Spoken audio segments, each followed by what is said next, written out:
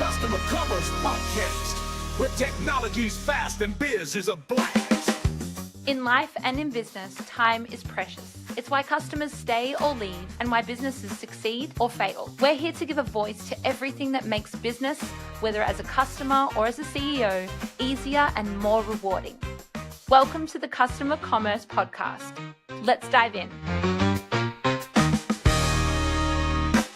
Hello and welcome to the Customer Commerce Podcast. I'm Jess, your host, and in today's episode, we have a featured guest, Jason Greenwood. Jason is a seasoned e-commerce strategist and the founder of Greenwood Consulting, a firm dedicated to helping B2B brands navigate their digital transformation journeys. With over 20 years of experience in the e-commerce industry, Jason has seen firsthand the unique challenges that manufacturers, wholesalers, and distributors face as they strive to capitalize on the growing demand for online commerce. Recognizing that B2B brands often receive less attention than their B2C counterparts, he's created Greenwood Consulting to provide tailored advisory services that empower these businesses to achieve operational and customer experience excellence. Through his Fit for Commerce framework, Jason helps companies streamline their digital operations, select right technology, and ensure successful adoption of new solutions, all while minimizing risks and surprises. Today, Jason is a trusted voice in the industry, known for his deep expertise and commitment to driving success for his clients. And with me to welcome him to the podcast is Store Connect's CEO and founder, Mikel Jess. I have to be honest, before we begin, you'll hear me mention how we like to keep the episodes short and sweet, of a time frame of around 30 minutes. However, Jason really delved into some of the common mistakes business owners get themselves into with e-commerce when they come to him, and he really gives it to you quite simple and truthful, but we do go on for a little bit more than 30 minutes. So while he was on a roll, there was just no way I was going to stop him. In saying that, I eventually did, but he has promised us another visit in the near future, so stay tuned for that. In the meantime, enjoy this episode, and remember you can always reach out to us at getstoreconnect.com for any feedback or questions you'd like answers to on the podcast in the field of commerce. This podcast is for you to go out and get the knowledge and tools to create a successful business and life. So without further ado, here is the episode. Enjoy. All right, we are in 3 different time zones. So I will say good morning, Mikel. Good afternoon, Jason. And good evening to myself. Thank you. Sounds good to me. The wonders of the modern internet, hey? We've got literally Europe, America, and Australia all on a call together.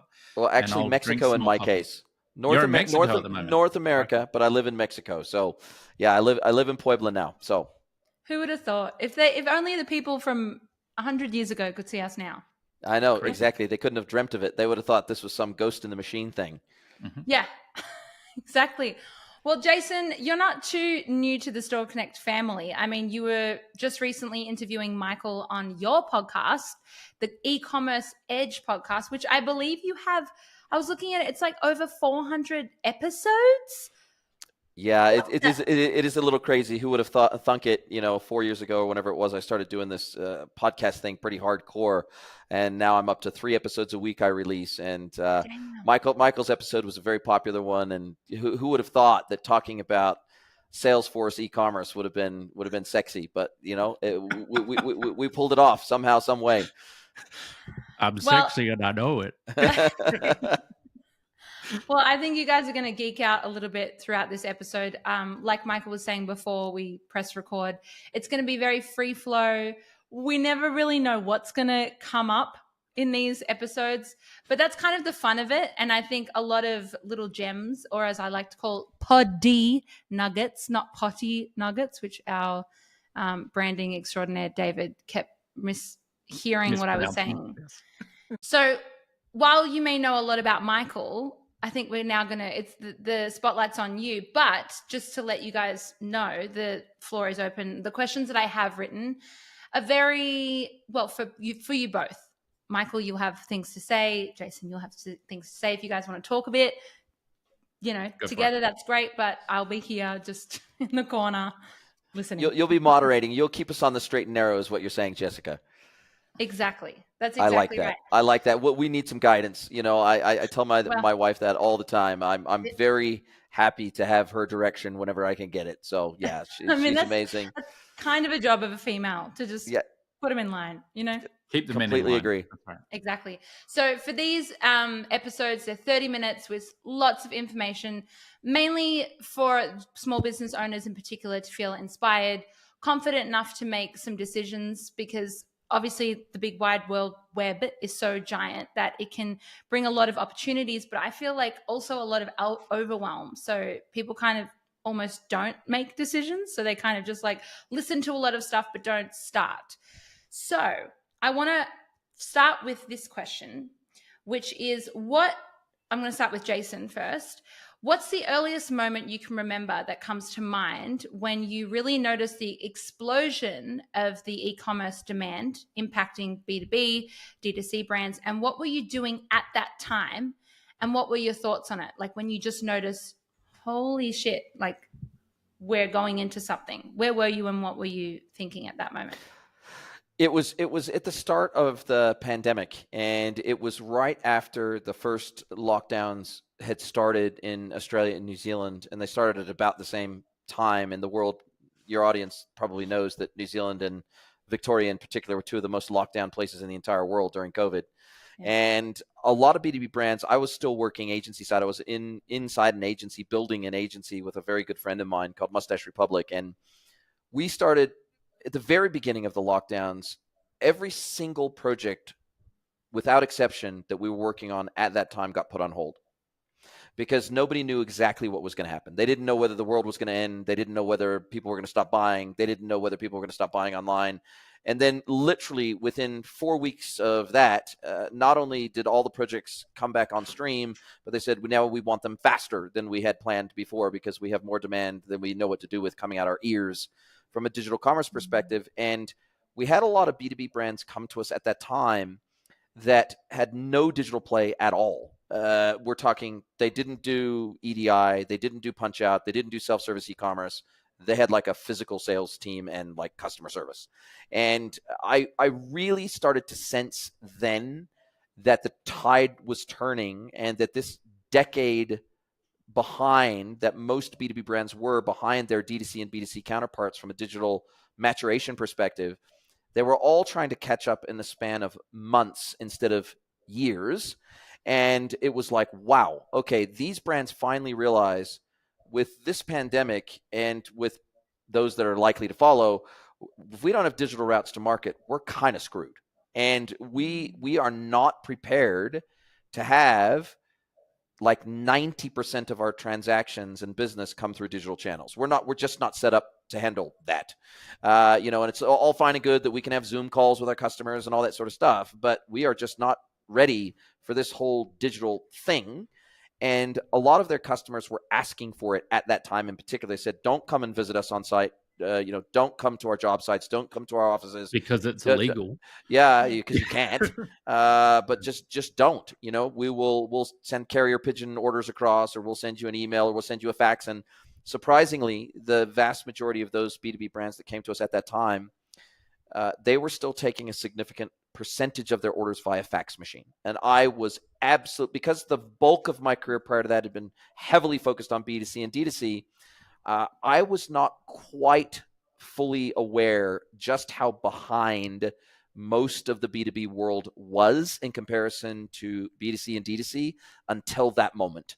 And I just remember getting off a call with a prospect and them saying, we're panicked over here. We need to get something up and running fast. I remember thinking, man, this has got to be a bigger problem than just this one merchant. And I think the floodgates have just opened on an entirely new opportunity. And when I went consulting after I finished up and basically sold out of that agency, I thought, if I just become another D2C or B2C consultant, it's 100% red ocean. Everybody and their dog says that they're a D2C consultant. But there are very, very few specialists in the B2B space. And I had some deep experience on some very complex, very complex architectural projects. And I loved them because my background has been heavily tech and ops focused right throughout the whole of my career. And that fits the B2B world so damn well, because in the B2C and D2C world, oftentimes these big projects, they're led by marketing and they're owned by marketing, right? And everything's got to be pixel perfect, and it's all about how you feel, and it's form over function in many cases, and they don't have the big enough budget to do what they want to do, and it's all about cutting corners, and it's how can we do this quick? And in the B2B world, it's very much function over form. It is, most of these projects are led by operators. They're led by the sales team, they're led by IT, they're led by COO, they're led by operators in the business. And as a result of that, they need functionality, and they need it quickly, and they need it efficient for them, and they need it efficient for the customer. And so that's your question. It was a long-winded way of saying I can remember exactly when I thought at the beginning of COVID, holy shit, these B2B brands are in deep, deep trouble because they've completely ignored digital for probably, in many cases, their entire life as a company. And when we were getting contacted as an agency, it was oftentimes the grandchild of the founder of the company that was reaching out to us because they were moving into a leadership position in the business. They're digital natives, but their parent and grandparent was not digital native. And they were like, we've been tasked with modernizing our business. And it's like, what the hell do we do? So I can remember those feelings at that time. When you said before that these businesses were panicked, we need to do something now, I think there was two key points there that you said that I want to dig in on a bit. The first one was they were panicked and they need a solution now. How did you, as you've evolved your consultancy and now you're a B2B consultant, I really feel that the entire B2B industry is almost in an analysis paralysis on this subject. Like they've got so many options now. I don't want to. I think actually the way I actually found you was you did a LinkedIn post of like the top 350 or some ungodly number of B2B pieces of software, right? And I'm like, Store Connect's missing off this list, and you're like, well, what the hell's Store Connect? Yeah. And that it just blew me away that there's so much choice. How does anyone navigate this? Yeah. I mean, do they have to hire you? I mean, obviously this isn't a pitch for you, but is that the only way, or is it luck? I mean, what do you recommend they even try and do here? You're not going to evaluate 50 items.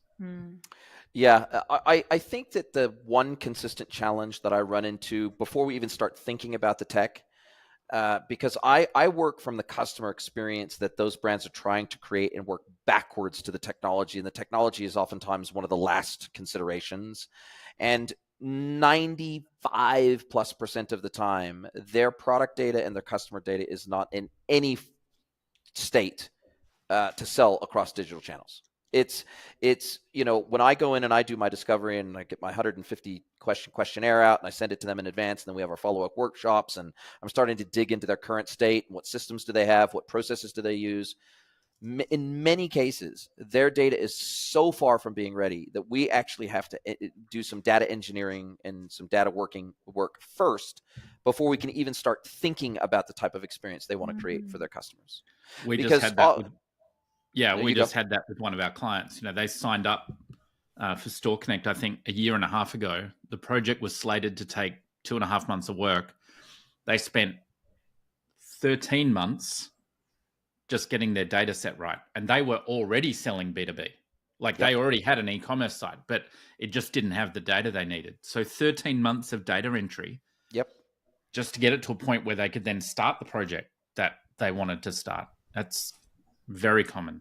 And I see 6 months being the norm, circa 6 months for most of the B2B brands that I start consulting with. They will usually need 6 to 12 months worth of data cleansing, and also bringing consistency to their data, because they might have a ton of data, but for some categories of products, they might have a proper parent-child relationship with their variants. In other categories, they're all sold as individual items, even though they should be variants. They've got no consistency across their catalog. Some products have incredible structured product data. Some products have no structured product data. Some products have images. Some products have no images. Some products have spec sheets. Some products have no spec sheets.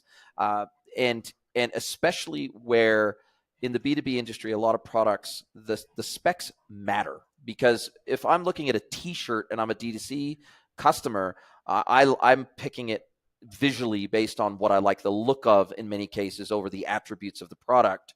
In the B2B world, many products, the differentiating factor is the specs of those products. And so if I'm looking at 3 pumps and they physically look exactly the same, but they've got different input diameters, output diameters, flow, head, handling capability, wattage of output, liters per hour or minute, whatever it might be. So in those cases, I can't differentiate those products based on how they look. They might look exactly the same.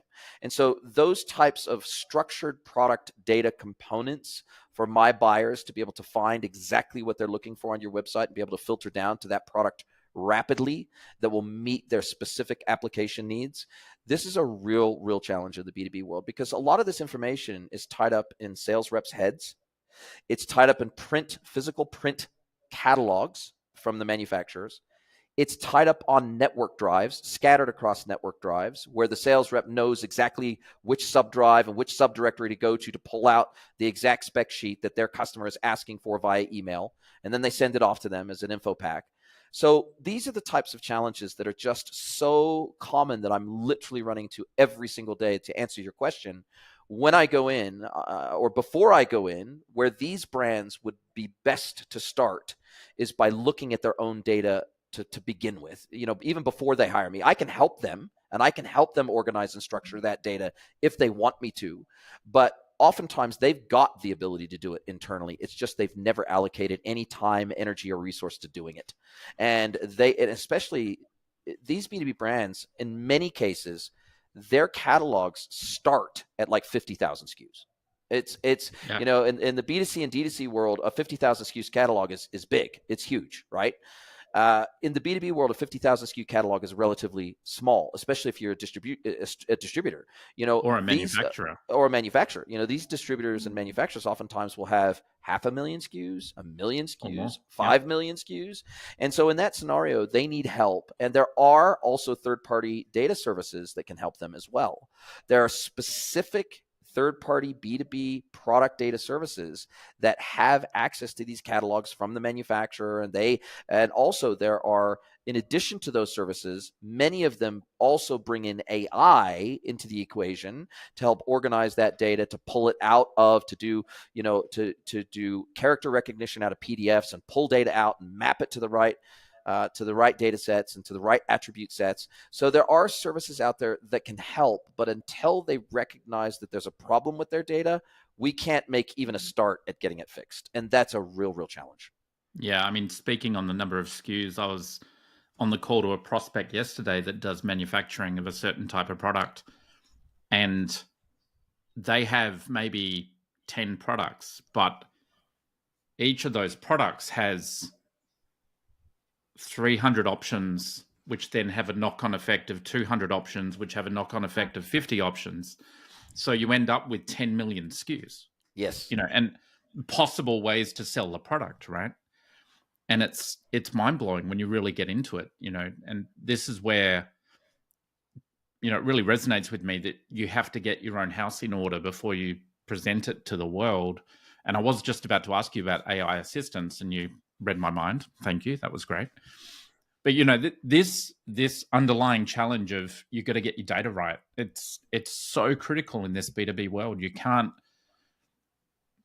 if I'm selling a t-shirt and this is the fabric, this is a sample of our next shirt, people go, yeah, I like that orange. It doesn't really matter if it's 20% polyester or it's 15% poly. If you get that wrong and an AI bot comes in and puts a slightly wrong description, okay, you refund a t-shirt, right? You do it wrong in B2B, it might be the foundational support of a building. Yes. And people are going to die. It's like you can't just skimp on this stuff. It's really important. Why don't these businesses know this before? Like, why don't you think they know?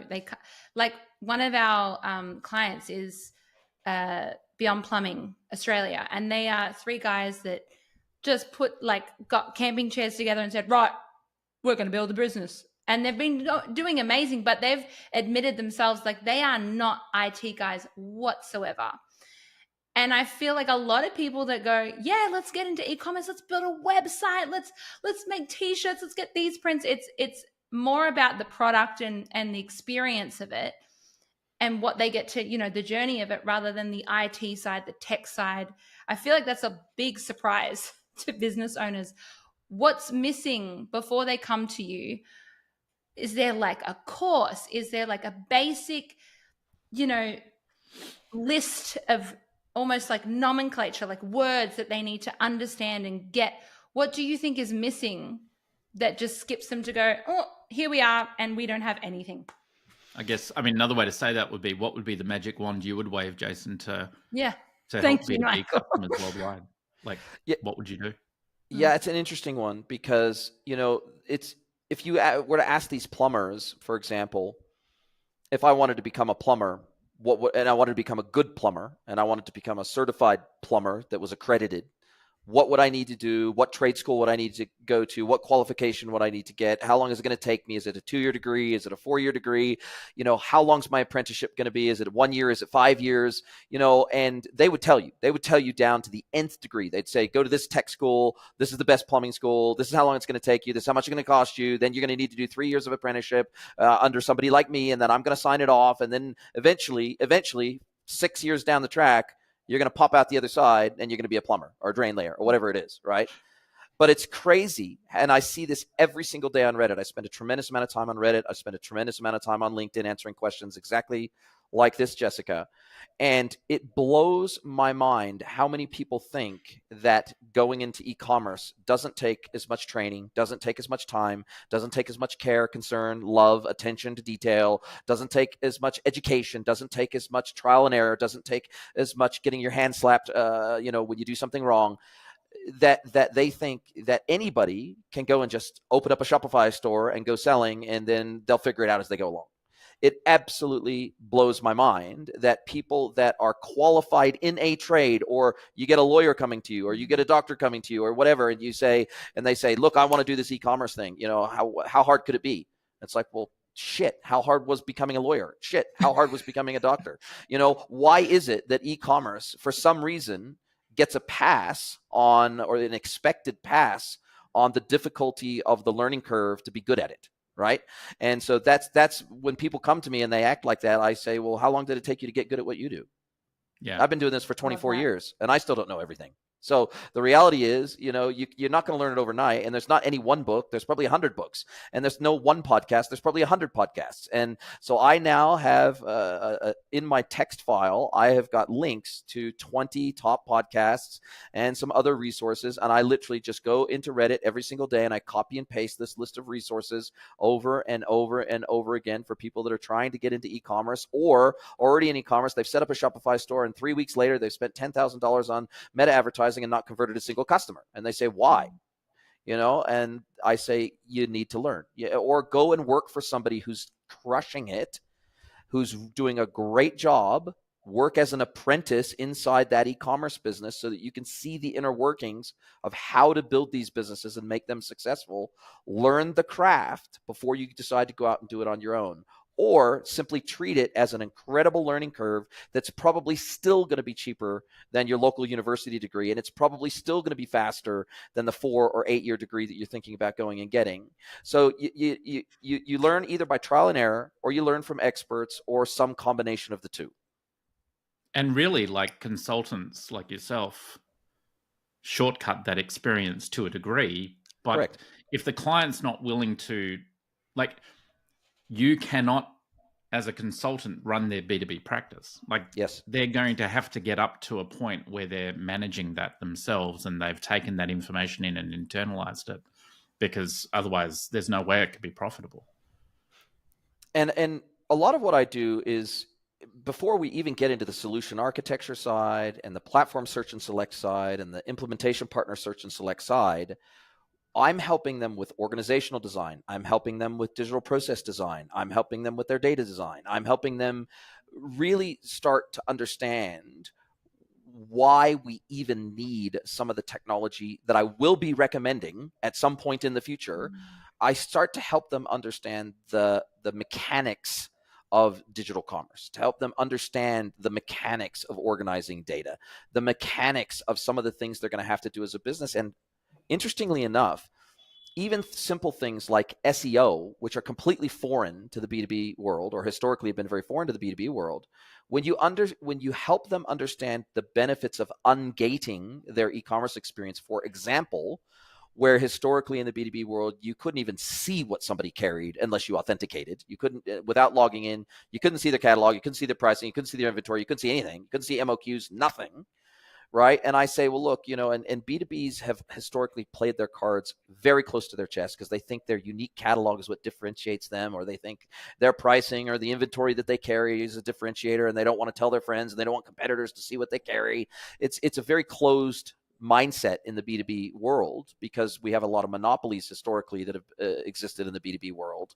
And now the world is opening up and they're seeing more competition than ever before. And so they think their secret sauce is their catalog. They think their secret sauce is maybe Joe, the sales rep, or Jill, the sales rep. And when in actuality, that's oftentimes not the differentiating factor anymore, though they think it is. And one of the things I tell them is, look, 61% of B2B buyers in America today are millennials.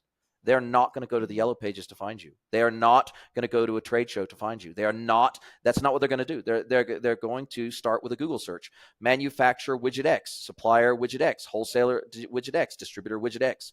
They start their supplier search online today.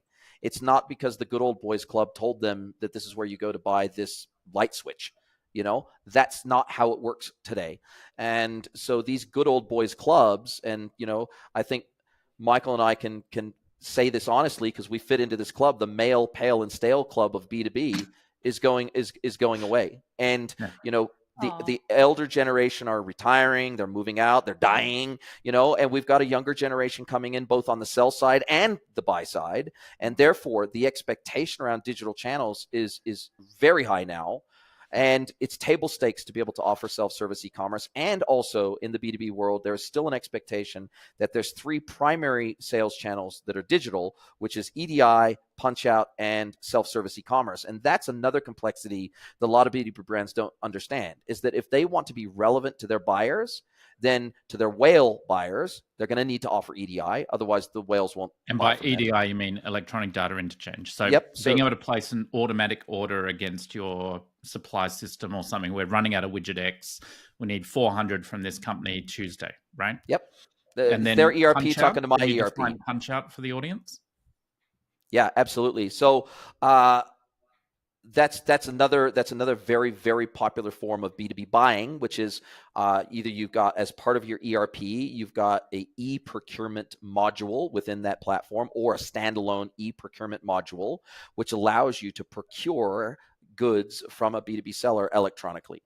And what that does is that e-procurement system needs to have an integration to your catalog in some way. Usually it needs to connect to your e-commerce platform. It can occasionally connect to your PIM or your ERP, but usually it would prefer to connect to your e-commerce platform so that digitally it can pull down your catalog as well as your pricing into their e-procurement system, so that they can set you up as a preferred supplier, so that they can check your catalog availability, so they can check your pricing, all that sort of stuff, and so that they can set up that purchase request and PO directly in their e-procurement system. And then that comes directly via that punch-out pipeline, that punch-out integration directly into your e-commerce platform, and places that order digitally without them having to physically log in to your storefront through your web URL. And it's automatically connected digitally to their e-procurement system to make that very efficient, to make that buying and procurement process very efficient for them. And then there's the third cohort of your buyers, which will want to, and it's usually the SMB buyers, not always, but mostly the SMB buyers. They want to actually log into your e-commerce website and actually make that purchase, right? And what I also have to educate a lot of B2B sellers on is the fact that even if 80% of your business is coming today via EDI and or punch out, there's likely an entire swathe of digital services that your customers want that you don't yet provide. And what I mean by that is they will have a buyer's portal that they would love to log into and track their orders from the time it leaves your warehouse to the time it arrives at theirs. There is an e-commerce portal or a digital trade portal that they would love to log into to make quote requests.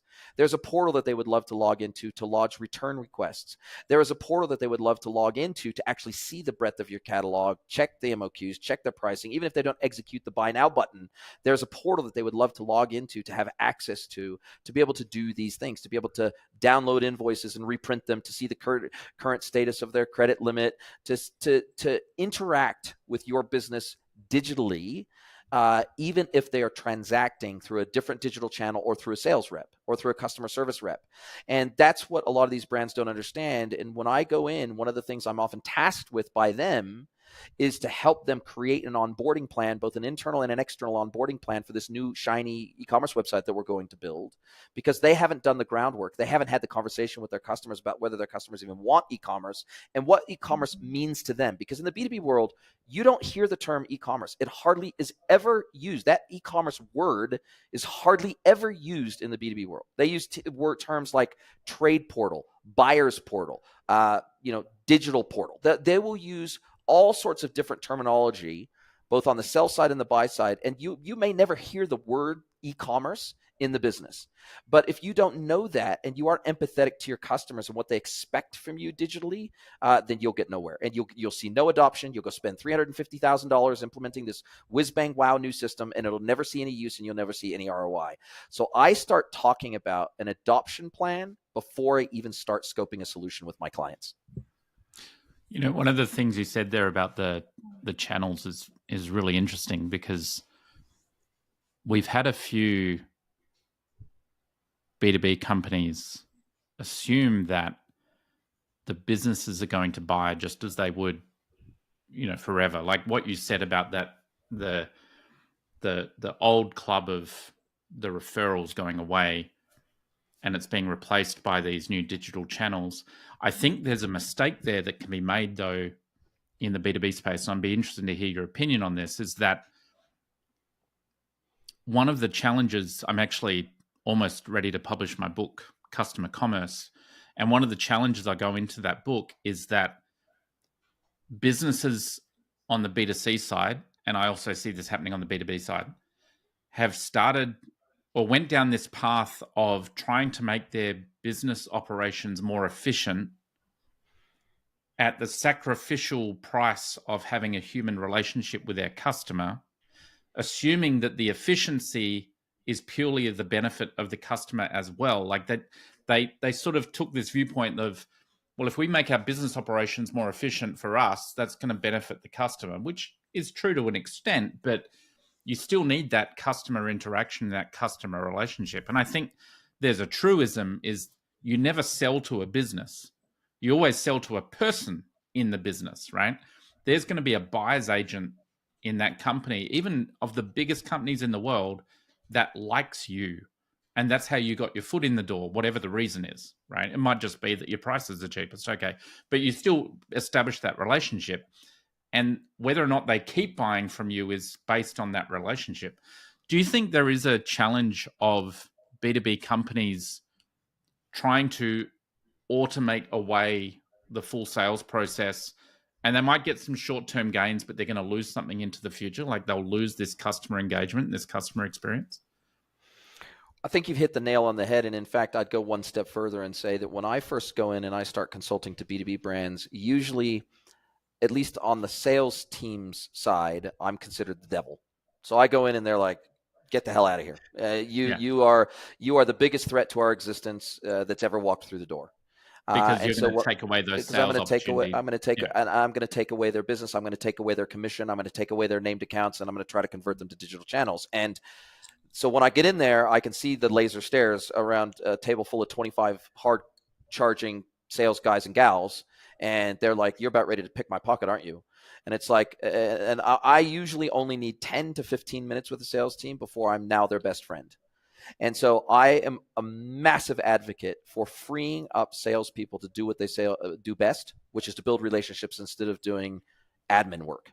And what we find, and when I go in and I start doing an assessment, if they track time, and not every B2B business does track their sales people's time, but if they do, what we find, and especially if they bucketize that time into specific tasks and responsibilities, what we typically find is anywhere from 20 to 60% of a salesperson's time is spent on admin tasks that add zero value to the customer whatsoever.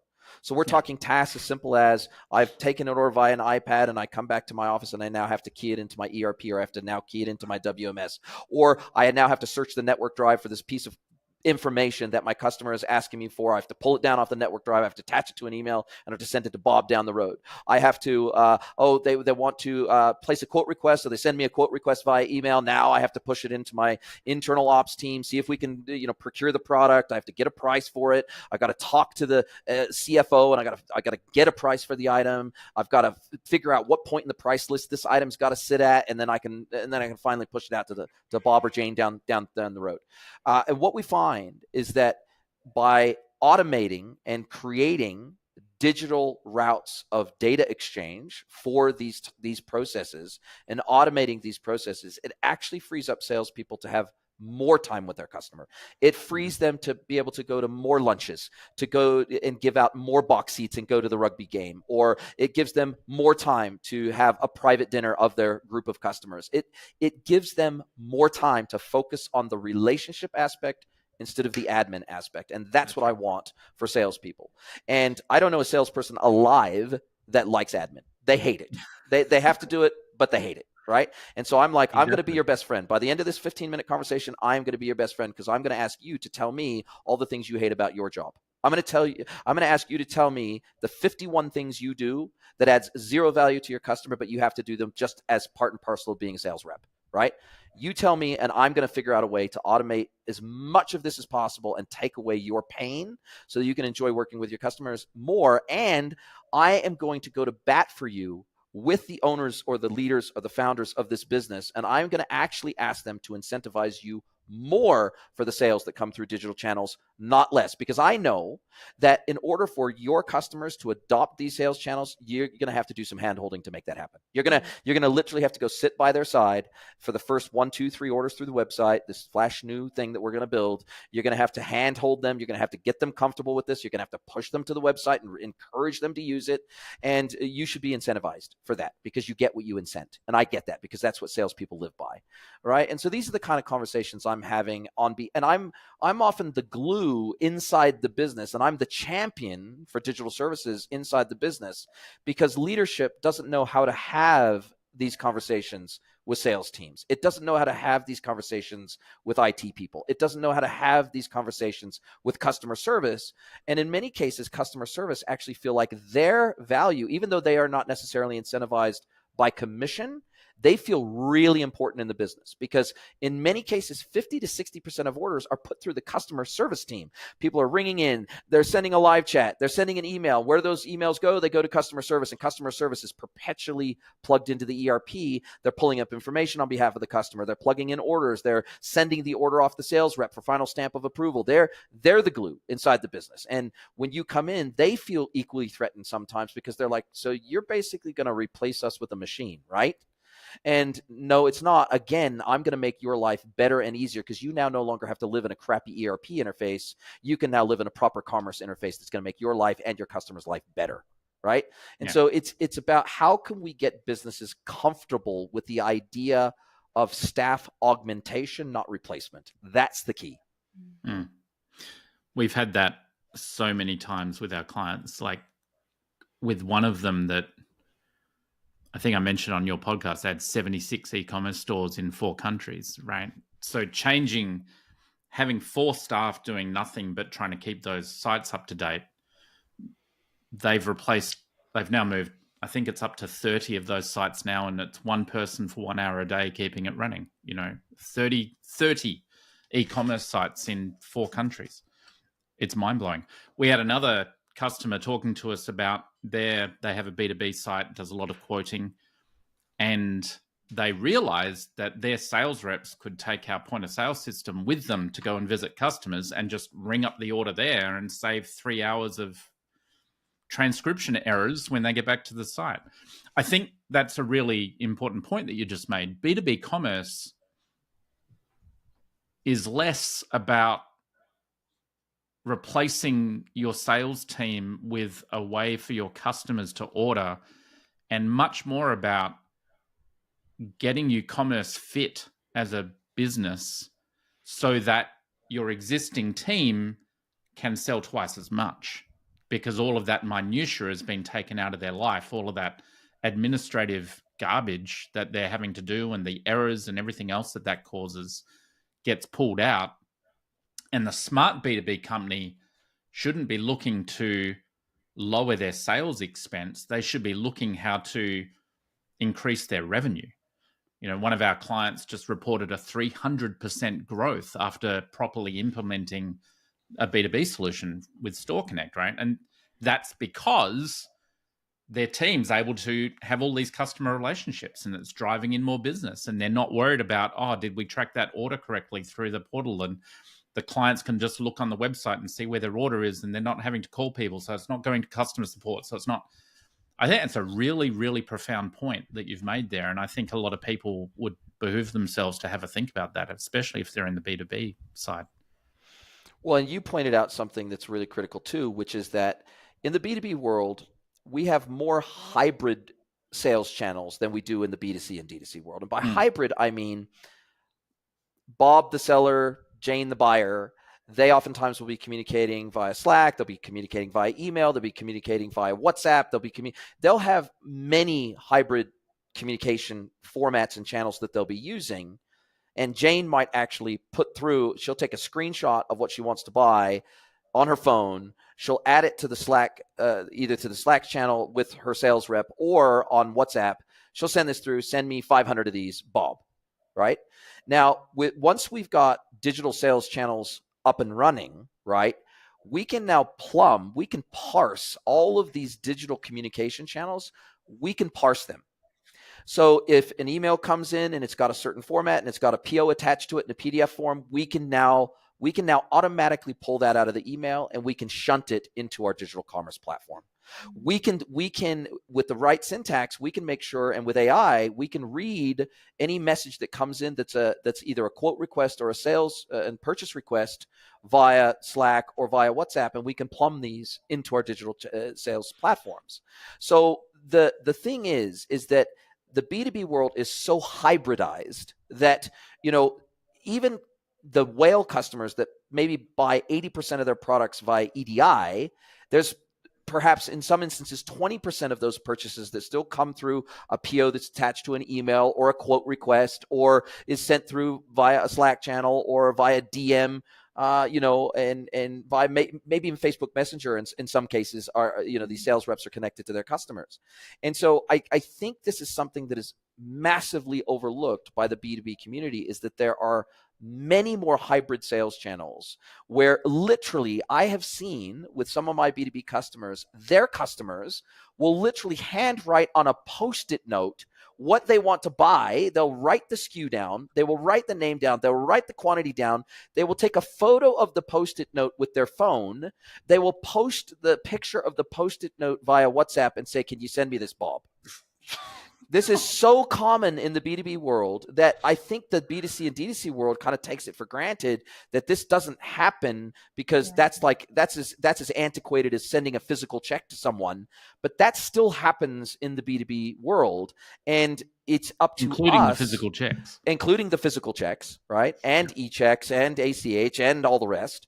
That it's up to us, who are the architects and the consultants and the people trying to help these brands modernize. It's less about making sure that their customers now go down these fixed paths to purchase. It's about, how can we let them continue buying in all the ways they want to buy today, but how can we map that into a digital platform that makes that heavy lift so much easier for the seller?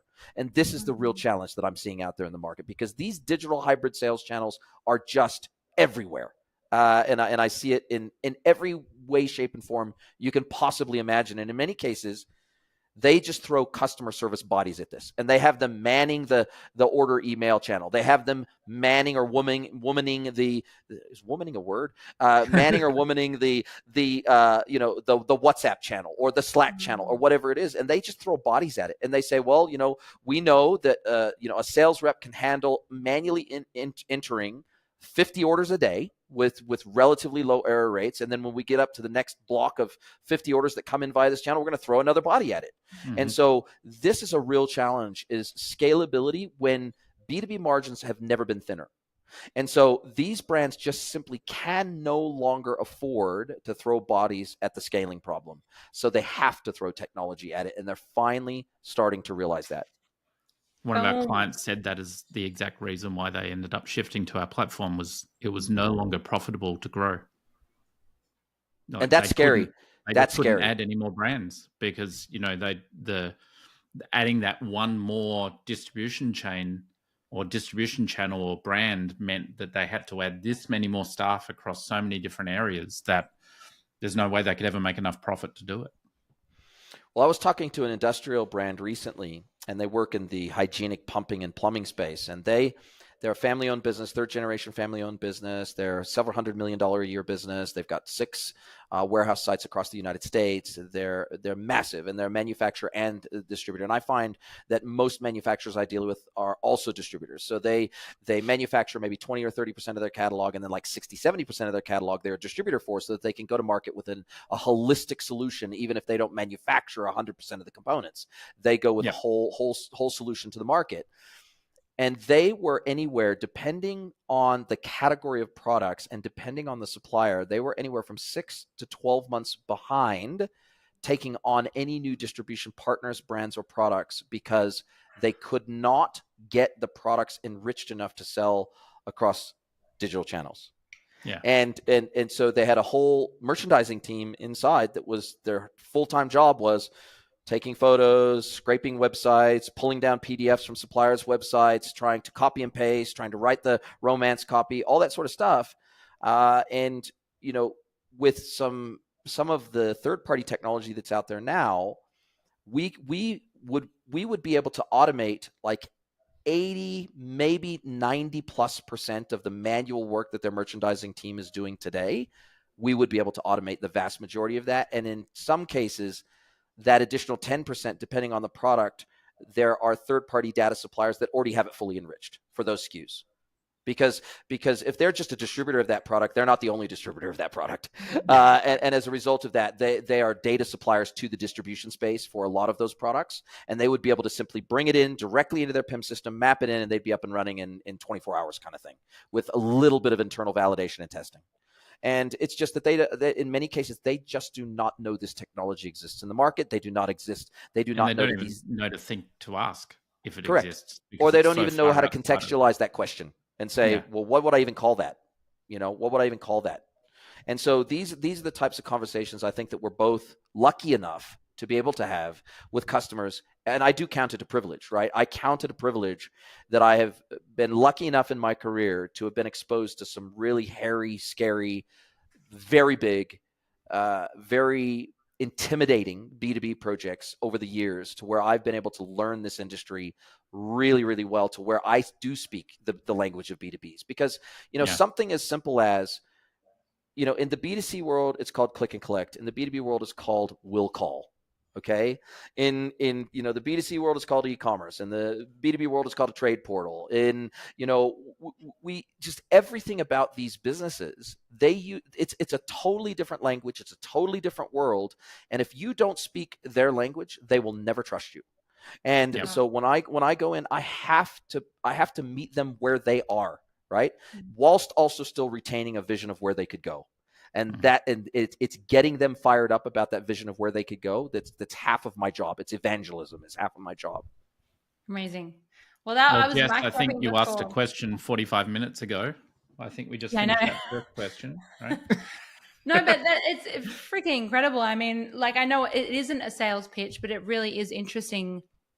If you're a small business owner listening, you're just like, oh, there are answers. There are people that really genuinely want to help me, not just sell, have this huge tech stack and be like, oh my God, I'm in debt and I don't know if I'm even producing anything whatsoever. And I love that, Michael, you mentioned being commerce fit. That's essentially what you guys are, with Store Connect, and Jason, with your business, what we're doing. We're getting businesses commerce fit so that they can keep going for however long and actually stay viable, But that is right. I asked one question. I had about 4. It happens all the time on this podcast. It's just that's All the time. way That's know okay. why So this is 1 of 3, 1 of 4, right? We're gonna have to do this again. We'll be here until like tomorrow Exactly. night. We're going to have to. Well, no, it's literally after midnight for me now. So I'm like, nah, I got to get to bed. But we will have to definitely have you back, Jason, because it's very fascinating. And I do have, more questions to ask. I guess one question to have like a takeaway that someone can have is there something that comes to mind of something that small businesses are focusing too much on that you're like, get rid of it? Like that they come to you and you're like, why is it such a common thing that businesses think that they need to focus on this when I think money or time? Well, Michael, I think you said it best. There is a tremendous amount of navel gazing still happening in the B2B community. And, they might not have all the answers, but until they take the first step, they can't take the second step, which means they can't take the third step. And so I think whether it's reaching out to me, reaching out to you guys, reaching out to anybody who kind of works in this B2B space to at least have a dialogue. I don't know any consultant, agency, vendor. I don't know anybody out there who charges for a first meeting, like for a meet and greet, answer some questions, grill us, challenge us, just trying to get your bearings where this whole industry is at, where the technology maturity curve is at, where the price points are at for some of these technologies. Just start the dialogue at the very, very least. Reach out to somebody and maybe have one conversation a week for 3 months, right? And by the end of that 3 months, you're going to have a much clearer picture of what the opportunity looks like for your business from a digital commerce or digital enablement and digital services layer perspective. You're going to know so much more than you do today, but it requires an element of humility. It requires an element of somebody being willing to say, well, I don't know what I don't know. So I don't even know the questions to ask. I need to talk to someone who can at least point me in the right direction. And I just think that you have to start somewhere, right? A journey of 1,000 miles starts with the first footstep. I think that's a platitude. It's exactly the same with B2B commerce. You have to start somewhere. And if you don't know, and surprisingly, there are actually, in almost all cases, when I go into these businesses, there's someone or a group of people in the business that want to take this on. They want to own it. They could be in logistics. They could be in finance. It doesn't matter where they are in the business today, but they know the business and they know B2B inside and out. But they want to do the commerce thing. They want to understand that. They want to get upskilled and trained, and they really have a passion for that, but they don't know where to start. So I would say look internally first to see if there's anybody inside the business that really kind of wants to own this and run with it and ask all the questions and act like the idiot and go and meet people and DM people on LinkedIn and everything else. You probably have someone inside the business that wants to do that already. It's just about empowering them to do that and have those conversations so they can come back to the board. They can come back to the leadership and say, well, this is what I found out after the last 3 months of conversations that I've had with people. This is where I think we can go with the next step. Maybe we bring in an expert, maybe we don't. Maybe we bring in an agency, maybe we don't. Maybe we have the IT team own parts of this, right? So I think it starts with just put yourself out there, be vulnerable, and ask the smartest questions you can ask of the smartest people you can ask them of. And I think this is something that I do in all of my vendor interviews, and I highly recommend it, is at the end of the interview or at the end of the conversation, you've been asking different questions, you've been getting different answers, you've been responding. The last thing I always do in an interview is I ask, is there any question I should have asked you that I haven't? And what happens is that prompts that person to think of that thing that they went, they should have really asked me about blah. And you will get all sorts of gold nuggets out of that because the person who's asking you is going to be responding at that point is giving you a question in your best interests to ask them, and they'll just give you the data. So highly recommend that if you're diving into this, because you might not, like that thing that you just mentioned before about the data tools that already exist to be able to get you all the data. You might just not have any context on how to even ask that question because you had no idea it even existed. So that's a really pro tip when you're having a conversation with anyone. So I guess following my own tip, Jessica, what should we ask Jason? Is there anything? Well, no, I don't want to ask that question. No, we'll save that for the next. We'll save that for the next pod for sure. And I'm sure we'll make this a mini series. How about that? Yes, we'll do a mini. A dramatic mini series. I suppose we'll have to. Yeah, I think we're going to fit in at least 10. Yeah. No, but Jason, thank you so much for letting us interview you and just hearing all about it. You two both geeking together about it. Out. Yeah. Geeking out, exactly. We will have you back on, but thank you again for your time, Michael. Again, thank you for your time. No worries, my pleasure. We'll see you next time. Look forward to it. Cheers, guys. Thank you so much. Jessica. Bye. Bye. Thanks for joining us today. We hope you had an awesome time leaving you with ideas on how to improve your business and wow customers. If you'd like to leave a real customer's story, head to the link in our show notes and cuss away. Love the show? Please subscribe and leave a review because that enables us to help more businesses in building real relationships with customers and grow more rapidly. See you next time.